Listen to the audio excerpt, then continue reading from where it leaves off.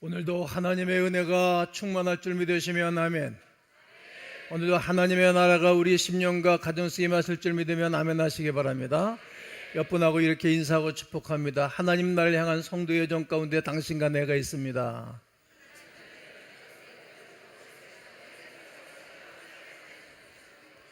오늘은 하나님 나라를 소유하는 성도는 누구입니까? 바로 여러분과 제가 되기를 축복합니다. 성도의 여정 가운데에 포기할 수 없는 것이 있습니다. 어떤 것입니까? 하늘나라를 향한 도전.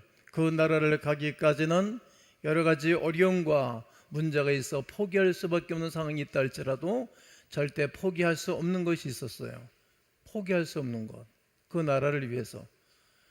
포기할 수 없고 이겨낼 수 있는 방법은 성령 충만함입니다. 첫 번째 말씀이었습니다. 그런데 어찌 그 하늘나라를 가는 길이 잘 포장된 고속도로 같은 길만 있겠습니까? 어려움도 있고 힘든 일도 있습니다. 고난, 위험, 어려움에 뛰를 때가 있습니다. 하지만 걱정하지 마십시오. 왜냐하면 우리 주 예수 그리스도께서 당신의 주권적인 선의와 은혜로 함께 할 것이기 때문입니다.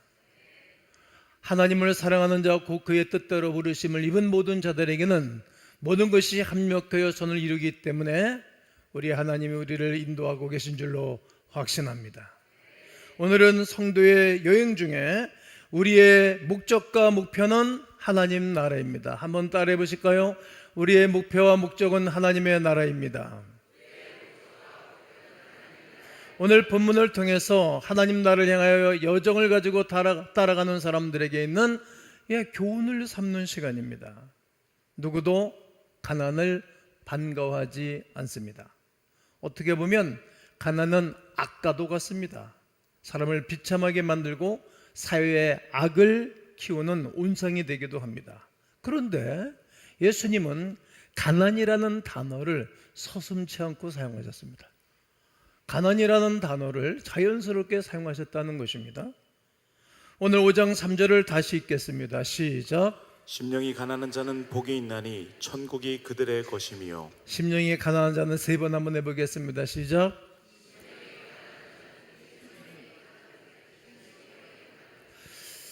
또 오늘 본문 6장 20절도 읽겠습니다.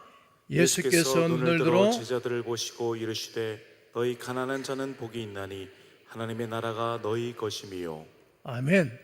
여러분, 물질을, 재물을 우상처럼 여기는 이 세대에 살아가는 여러분과 저에게는 좀 거추장스럽고 좀 불편한 말입니다. 그런데 가난한 자가 복이 있다는 거예요.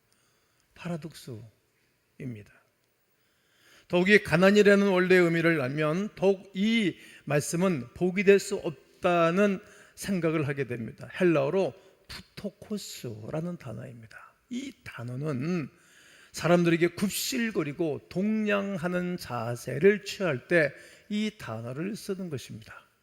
마치 성경 속에 일평생도록 부자의 대문 앞에서 얻어먹는 거지 나사로, 그 가난을 말할 때 이 단어를 예수님이 쓰셨어요. 그러니까 일평생도록 부잣집 대문에서 빌어먹는 그런 사람의 단어가 이 가난이라는 단어입니다. 이 단어가 산성수훈에서 예수님이 제자들을 앉혀놓고 팔복에 대해서 말씀하실 때 이 말씀을 하신 것입니다. 그러므로 그것이 무슨 복이 될 수 있겠습니까? 이렇게 행복의 조건이 될 수 있겠습니까? 예수께서 공감할 수 있도록 말씀하셨다면 이렇게 말씀하시는 것이 맞습니다. 심령이 부한 자는 복이 있나니, 이게 맞습니다. 오늘 우리의 의식 구조도 아마 이렇게 말씀하신 것이 맞을 것이라고 생각합니다. 이것이 우리가 이 말씀을 접할 때 반응입니다. 여러분과 저는 그렇게 가난을 좋아하지 않습니다. 저도 그렇게 가난을 좋아하지 않습니다. 그러나 오늘 이 시간 우리가 분명히 기억할 것이 있습니다. 예수님 말씀하신 아들로서 권세를 가지고 선언하는 모든 말씀들은 진리라는 것입니다. 변하지 않는다는 말입니다. 알레데야, 변할 수 없는 말씀입니다. 하나님의 아들이시며 진리신 예수 그리스도께서 우리에게 선언하고 우리에게 주고 싶어 하시는 말씀이 있다는 것입니다. 무지함과 어리석음과 어둠에 쌓여있는 우리에게 빛과 진리와 거룩이 되시는 우리 주 예수 그리스도께서 선언하고 있다는 말씀입니다. 심령이 가난한 자는 복이 있다. 심령이 가난한 자는 복이 있다. 물질적으로 가난한 자가 복이 있다. 왜냐하면 천국이 그들의 것이기 때문이다 라고 말씀하십니다. 예수님의 말씀을 귀담아 들어야 되시고 오늘 마음을 활짝 열고 이 말씀을 받아들이게 되어지면 성도가 하늘나라를 향한 여정 가운데에 하나님의 백성들에게 하나님의 나라가 소유되고 임하게 될 줄로 확신합니다. 이 말씀 안에 구원이 있습니다. 이 말씀 안에 행복이 있고 행복감이 있는 것입니다. 그러므로 오늘 우리가 가지고 있는 선입견은 하나님의 말씀을 받는데 방해가 되거나 거침돌이 될 수는 없습니다. 그러므로 먼저 생각할 것은 마태복음의 심령이 가난이라는 말씀입니다. 이것이 무엇을 의미하는 말씀입니까? 이것은 우리가 하나님 앞에 가져야 할 마음의 태도. 따라해 보실까요? 하나님 앞에 우리가 가져야 할 마음의 태도.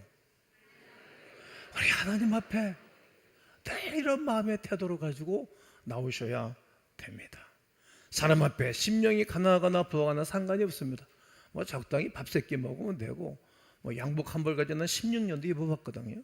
여기가 너덜너덜 다 해주고 단이 다 해주고 그래도 상관이 없었어요. 오히려 그거 입고 다닐 때 전에도 말씀드렸지만 어떤 은행 갔더니 그 친구한테 그러는 거예요. 목사님 참 멋있어요. 왜 멋있냐 했더니 이거 해진 거 입고 다녔다고. 여기 사람들이 보는 눈이 이상하게 보더라고요. 좋아요. 20년 입으면 어떠고 10년 입으면 어떻겠어요? 사람들 앞에 그냥 사는 거예요. 부하거나 가난하거나 자유함이 있지 않습니까? 그냥 사람 앞에서는 그대로 대하면 되는 것입니다. 오늘 우리가 32장 찬양을 코디를 했어요. 만유의 주제 거룩하신 예수 사람이 되신 하나님 나 사모하여 영원히 섬길 내 영광 되신 주로다. 만유주가 되시는 그 하나님은 천지 만물을 창조하셨고 거룩하신 하나님 아버지 앞에 그분 앞에 나갈 때는 우리가 이렇게 가난한 마음 가지고 가야 된다는 거예요. 아무리 이 땅에서 많은 것을 가지고 있다 할지라도 하나님이 소유만큼 가질 수는 없어요. 아무리 많은 것을 알다 할지라도 하나님의 그 지존하심을 뛰어넘을 상사가 없어요. 아무리 박사학위를 4-5개 가졌다 할지라도 그 하나님의 지혜와 지식을 능가할 사람이 땅에 하나도 없기 때문에 그 주님 앞에 나갈 때는 겸허하고 겸손하고 빈 마음으로 가난한 마음으로 가야 된다는 말입니다. 이렇게 우리 주님은 심령이 가난한 사람을 우리 주님이 복이 있다고 말씀하신 것입니다. 좀 더 쉽게 표현하면 마음을 비워야 된다는 말입니다. 마음을 비우는 것이 심령의 가난입니다. 다르게 표현하면 하나님 앞에 철저하게 낮아지는 태도입니다. 마음을 비우면 낮아지게 됩니다. 낮아진 마음은 마음이 비어있는 마음입니다. 그리고 사람들이 편하죠. 하나님 보시기에도 좋은 마음입니다. 마음을 비운 자와 마음을 비지 못한 자에 대해서 예수님께서는 아주 짤막한 에피소드로 하신 말씀의 규절이 있습니다. 누가복음 18장 9절 이후에는 말씀은 나오는 말씀입니다. 그 말씀에는 성전에 바리새인과 그리고 세리가 함께 기도하고 예배드린 이야기입니다. 바리새인들은 남들 앞에서 말이죠, 하나님 말씀을 잘 지킨다고 자부심이 강했던 사람입니다. 사람들이 보기에 흠잡을 것이 없을 만큼 율법을 철저하게 지키면서 거룩한 생활을 하는 사람들이라고 자처하는 사람들입니다. 한편 세례는 그 당시 모든 사람들이 손가락질 당하는 사람들입니다. 매국노 같은 인간이요, 사람들로 하여금 인간 대우를 받지 못하는 존재감이 망가진 사람들 중에 한 사람이 세리들이었습니다. 성전에 들어가자마자 바리새인은 자신만만하게 두 손을 높이 들고 큰 소리로 기도하는 것입니다. 그리고 하나님 아버지, 나는 이 사람들과 구별된 사람입니다. 난 이 사람들과 좀 다릅니다. 좀 이렇게 좀 불편하지 않습니까? 토색하는 사람, 간음한 사람, 또 악한 일을 행하는 사람들과 같지 않습니다. 다른 사람과 구별된 것을 나는 감사합니다. 저는 일주일에 2번씩 금식 기도를 꼭 하고요, 저는 11절을 꼬박꼬박 냅니다. 하나님, 이런 사람을 일컬어서 마음이 부한 사람이라고 말하는 것입니다. 심령이 부한 자, 심령에 무엇을 담고 있는 사람입니까? 그래서 하나님 앞에 무엇인가 자꾸 자랑하고 싶은 거예요. 자꾸 말하고 싶은 것입니다. 그의 마음에 가득 담고 하나님 앞에 나가는 아주 고자세, 고요만한 마음입니다. 바리새인들은 이와 같은 사람들입니다. 한편 세례는 어떠하죠? 성전 맨 뒤에 서가지고 말해요. 앞에도 나오지 못하는 거예요. 고개를 푹 숙이고, 고개를 푹 숙인 채 가슴을 치면서, 하나님, 저는 죄인입니다. 잘못했어요. 부끄럽습니다. 죄인으로서이다. 나는 하나님 앞에 내놓을 것이 없습니다. 자랑할 것도 없고, 자기가 가지고 있는 모든 것들이 아무런 소용도 없고, 이것이 나에게 아무런 유익을 줄 수 없는 것들입니다. 주여, 저를 불쌍히 여겨 주옵소서. 부끄럽습니다. 그런 세리와 창기들을 향해서 나의 친구들이라고 주님 말씀하셨습니다. 바리새인을 향해서는 한 번도 친구라는 단어를 쓴 적이 없습니다. 바리새인들은 휘철한 무덤 같은 자들이요, 화 있을진저, 이렇게 계속 책망과 질책을 하셨지만 세리와 창기들을 향해서는 내 친구라고. 마음이 비었기 때문이 아니었을까요? 철저하게 자기를 비하하고 자기를 포기합니다. 하나님은 이런 사람들을 긍휼히 여기시는 것입니다. 왜냐하면 마음을 완전히 비우고 나왔기 때문입니다. 심령이 가난한 자는 복이 있나니 하신 말씀은 바로 이런 분들을 두고 하시는 주님의 음성입니다. 교회를 다니지만 안타깝게도 심령이 가난하지 못한 분들을 보게 됩니다. 마음을 비우지 못하고 하나님 앞에 나오지요. 성도 여러분, 왜 이렇게 믿음이 자라지 않는 것입니까? 왜 하나님의 말씀이 내 마음 깊은 내 영혼을 만지지 못하는 것입니까? 왜 우리의 마음에 심령의 기쁨이 없고 감격이 사라지고 감사가 송두리째 사라진 것입니까? 한 분밖에 없는 우리의 인생을 하나님을 위해서, 하나님 주신 은혜에 감사하기 위해서 드리고 싶은 마음이 왜 이렇게 하나도 없는 것입니까? 그 이유는 간단합니다. 마음에 뭔가가 가득 차서 그렇습니다. 아쉬운 것이 별로 없습니다. 하나님 앞에 자랑할 것들이 많이 있습니다. 이렇게 마음이 가득 차 있기 때문에 하나님의 말씀이 내 속에 깊이 들어오지 못하는 것입니다. 나된 것은 전혀 하나님의 은혜와 통하지 않는 것입니다. 나를 지으신 이가 하나님이시며, 나를 불러내신 분이 하나님이시고, 나에게 은혜를 주신 분이 하나님이시고, 나를 보내신 분이 하나님이신데 이런 마음이 전혀 없는 것입니다. 하나님의 은혜하고는, 하나님의 역사하심과 일하심하고는 전혀 관심이 없는 그의 고백을 들을 수 있고 볼 수가 있는 것입니다. 지위가 높고 세상 사람 보기에 능력이 있고 성공한 사람일지라도 그런 것을 하나님 앞에는 자랑할 수 없습니다. 우리는 대단하고 박수 칠는지 모르지만 그 하나님에게는 그런 것들이 아무것도 아닐 것입니다. 내가 가지고 있는 돈이나 재산 때문에 마음이 든든할지는 모르겠습니다. 그러나 든든한 것이 결국은 하나님 앞에 심령이 가난한 자가 되지 못하도록 하는 방해물과도 같습니다. 거칠어봐도 같은 것입니다. 그런 것들이 무슨 소용이 있는 것입니까?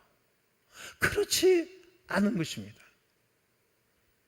사도 바울이 예수 그리스도를 만났을 때에는 자기가 소유하고 자기가 쟁취하고 자기가 붙잡고 있는 것들을 매우 자랑스럽게 이겼습니다. 자존감이 아주 높은 사람 중에 한 사람이 바울이었습니다. 그러나 다메섹 교회에서 예수 그리스도를 만나자마자 이 모든 것들을 배설물로 이겼다라고 고백합니다. 소변, 대변처럼 여긴 것입니다. 첫째 주에 우리는 이 설교를 하고 저는 푯대를 향하여 찬양을 했죠. 요즘 계속 푯대를 향하여 이 찬양을 늘 하고 다닙니다. 푯대를 향하여 그리스도 예수 안에서 이전 것은 지나갔으니 새 것을 향해서 주의 날을 향해서 달려가는 고백을 필리포에서 필리포 교인들을 향해서 이 편지를 써보낸 것입니다. 완전히 내려놓고 마음을 비워버렸습니다. 주님이 꽉 차신 거예요. 하나님의 은혜가 그를 사로잡고 하나님의 은혜가 그에게 인도해 주시사 성령의 역사를 따라 1차, 2차, 3차 선교행을 떠나고 그가 맨 마지막에 로마에 입성을 해가지고 2년 동안 새방에 살면서 자기의 오는 사람들을 다 맞이하고 복음을 전해주는 삶을 살았습니다. 예수로 만족한 것이었습니다. 그 어느 것 가지고도 자기를 만족해 줄 수 없는데 완전히 내 안에 주인이 바뀐 것입니다. 예수 믿는 사람의 마음이 이루어야 할 것입니다. 마음을 비우면 하나님이 그 하나님의 나라, 하나님의 마음을 우리 가운데 부어 주실 것입니다. 아멘이십니까? 천국이 그들의 것이라는 말씀에는 두 가지 의미가 들어가 있습니다. 첫째는 구원을 받았다는 이야기예요. 그리스도 예수로 말미암아 죄 사함을 받고 구원의 확신 가운데 살아갔던 거예요. 여러분, 구원의 확신이 있으시지요?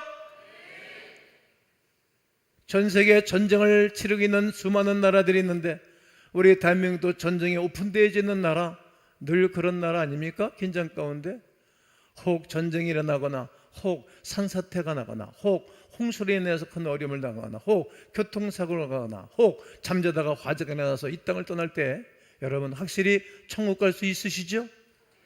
그러면 됐습니다. 그러면 평안한 사람입니다. 두 번째는 하나님이 우리의 심령에 예수 그리스도께서 임재해 주시고 예수 그리스도께서 우리의 마음을 다스리는 상태를 이야기하는 것입니다. 누가복음 17장 21절이 우리에게 이 말씀으로 뒷받침해 줍니다. 읽습니다. 또 여기 있다 저기 있다고도 못하리니 하나님의 나라는 너희 안에 있느니라. 그렇습니다. 하나님의 나라는 여러분 안에 내 속에 있는 거예요. 다른 사람 마음에 있는 것도 중요하지만 내 안에 있어야 돼요. 다른 사람 부유하게 사는 것도 중요하지만 내가 부유한 것이 좋듯이 여러분 부유함이 내게 있는 거예요. 우리 마음에 있는 것입니다. 바로 그리스도께서 우리 안에 계시는 것입니다. 예수님이 우리 마음 안에 거하게 되어지면 천국이 임하게 됩니다. 확신합니다. 그렇게 되면 우리 마음의 기쁨과 행복뿐만이 아니라 인생의 온전한 삶을 살아가는 거예요. 그렇게 인생이 허접하지 않아요. 그렇게 우울하지 않아요. 그렇게 낙후된 삶을 살아가지 않습니다. 로마서 17장 17절에 하나님의 나라는 먹고 마시는 것이 아니라는 거예요. 하나님의 나라. 성경에 하나님의 나라가 얼마나 많이 기록하고 있는지 몰라요. 오직 성령 안에 의와 평강과 실학이라고 말하는 것입니다. 의는 믿음이고 평강은 주시는 은혜이고 그리고 실학은 기쁨인 거예요. 기쁨. 그로 말미암아 기쁨을 가지고 사는 것입니다. 잘 먹고 잘 마시고 편하게 살아도 즐기고 싶은 거 다 즐겨도 거기에는 천국이 없어요. 진수성찬을 차려놓은 곳에 있다 할지라도 천국이 없는 것입니다. 이 세상에서 좋다는 것은 다 갖다 놓은 집에서도 예수가 안 계시면 천국이 아닙니다. 천국은 그렇게 임하는 것이 아닙니다. 천국은 우리 주 예수 그리스도를 임한 그 예수 그리스도를 영접한 그 심령 속에만 하나님의 나라가 임하게 되는 것입니다. 아직까지 그리스도 예수를 영접하지 않은 분들이 있다면 그 예수 그리스도를 영접함으로 말미암아 하나님의 자녀가 되는 엄청난 은혜가 있기를 축복합니다.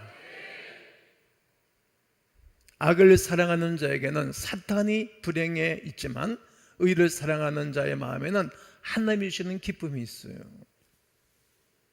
주님이 내 안에 다스리시는 천국이 우리에게 임하고 그때부터 평안이 임하는 거예요. 초막이나 궁궐이나 그 어디나 하나님 모신 그곳이 하나님의 나라예요. 소유와 환경에 있지 않아요. 그 옥에 들어가 있을지라도 감사하고 어려운 가운데 있을지라도 감사할 수 있는 것은 그 주님이 우리와 함께하기 때문입니다. 사람들 보기에는 기뻐할 일이 없지만 예수님만 생각하면 가슴이 빨렁빨렁 뛰는 거예요. 흥분이 되는 거예요. 잠잘 때도 꿈을 꾸다가 기도하다가 잠을 자고 잠자다가도 뻘떡 일어나서 감사하는 거예요. 제가 얼마 전부터 요즘은 이게 아침 새벽 2-3시면 꼭 하나님이 깨우세요. 11시, 10시에 자는데 한 2-3시간 자고 하루를 사는 거예요. 그래도 좋아요. 요즘은 장 목사님이 내 차를 운전해 주니까 그때 잠깐 자고 한 30분 자면 또 빨떡빨떡 일어나고. 그 왜? 예수 그리스도 때문에. 그분 때문에 기뻐하고 그분 때문에 내 인생이 바뀌어졌으니까 말이죠. 그것이 예수님이 주시는 마음이고 천국이 임한 것입니다. 하나님께서 우리의 마음을 비워주시고 예수님이 다스리는 천국의 행복을 안겨주셔야 됩니다. 그러기 위하여 우리 주님이 오늘도 이런 말씀을 주시는 것입니다. 마음이 여러 가지 복잡한 생각을 가지고 침체된 기분으로 주 앞에 나왔을는지 모릅니다. 그러나 하나님의 말씀을 듣는 가운데 이런 해결된 마음, 이런 모든 침체된 마음들이 해결될 줄로 믿습니다. 마치 논바닥에 가뭄이 오면 말이죠, 논바닥에 물이 있고 흙이 아주 고왔던 흙들이 말이죠 쫙 말라가지고 갈라져요. 1.5cm, 2cm, 3cm까지도 쫙 갈라져요. 여기에 피가 쫙 확 먹어들어요. 마치 우리의 심령이 가난한 사람, 우리의 심령이 쩍쩍 갈라지는 논바닥 같은 마음이 되었으면 하나님의 은혜가 기다리니 봐요. 예배 때마다 나는 감격이 돼요. 예배 때마다 하나님의 은혜가 임하는 거예요. 너무 배부르면 음식이 맛이 없어요. 심령이 가난한 자에게 이렇게 복이 있어요. 그 마음의 천국을 소유한 마음, 난 이 복이 여러분 마음에 있기를 축복합니다. 사랑하는 성도 여러분, 세상 허영에 속지 마십시오. 착한 사단은 우리가 이 땅에 화려한 것을 갖다 주면서 계속 이 땅 것에 취해 살도록 하는 것입니다. 제가 설교 온 글을 또 정리하고 또 정리하고 또 정리하면서 오늘 새벽에는 3시 몇 분에 일어나가지고 설교를 또 정상하고 또 찾고 그러는 가운데 속지 마라 세상 허영에 이 찬송이 또 올라왔어요. 저는 청년 때 몇 년 동안 늘 밤새도록 철야 기도를 했는데 레파토리 찬양이 있어요. 그 중에 이런 찬송이에요. 속지 마라 세상 허영에 마음 뺏기지 마라 세상 것은 일장의 추몽 물거품과 같도다 거기 거룩한 그곳에 참 만족을 누리네. 여러분 속지 말라는 거예요. 세상 허영에 물 같은 거예요. 꿈 같은 것입니다. 그러나 사단은 계속 이딴 것을 쏙삭이고 보여주면서 우리의 촉각을 흐리게 하고 우리의 감각을 흐리게 하고 하나님 나라를 희미하게 하는 거예요. 속지 말아야 됩니다. 돈은 그 자체로는 악이 아닙니다. 돈을 많이 가지는 것도 전혀 잘못이 아닙니다. 그러나 부와 돈이 주님 앞에 주님 나라 가는데 장애물이 된다면, 부와 돈이 내 마음을 비우는데 장애가 된다면, 부와 돈이 하나님 주시는 천국을 내 마음에 소유하지 못하게 한다면 그것은 불행한 일입니다. 속지 마십시오. 예수님의 말씀이고 예수님의 진리의 말씀입니다. 차라리 가난한 자가 복이 있다는 말씀을 우리가 귀담아 들어야 됩니다. 그러므로 행복하고 아무 관계도 없는 오히려 하나님 앞에 나가는데 장애가 되는 불을 쌓아놓고 계시다면 오늘은 인식의 변화를 가져오셔야 됩니다. 하나님 나라를 위해서 우리가 쓰임받아야 되는 것입니다. 하나님 나라를 위해서 쓰임받고 하나님 나라에서 드리는 것입니다. 하나님 나라에서 시간만 있으면, 기회만 있으면 많이 드리는 것입니다. 마태복음 6장 20절을 다 함께 크게 읽겠습니다. 오직 너희를 위하여 보물을 하늘에 쌓아두라. 거기는 좀이나 동록이 해하지 못하며 도둑이 구멍을 뚫지도 못하고 도둑질도 못하느니라. 그렇습니다. 오직 너희를 위하여 보물을 어디에 쌓아두라? 하늘에 쌓아두라는 거예요. 기회만 있으면 거기는 좀이나 동록이 해하지 못한다는 거예요. 도둑이 구멍을 뚫지도 못하고 도둑질을 못해간다는 것입니다. 요한복음 6장 63절에 살리는 것은 영이니 육은 무익하니라고 말씀하시면서 내가 너에게 이른 말이 영이요 생명이라고 말씀을 하십니다. 여러분의 영혼이 구원을 받으셨습니까? 그러면 천국이 소유된 자이고 내 심령에 예수 그리스도가 임재하셨습니까? 그러면 우리가 하나님 나라가 임한 것이고 내 심령을 그리스도께서 다스리고 계십니까?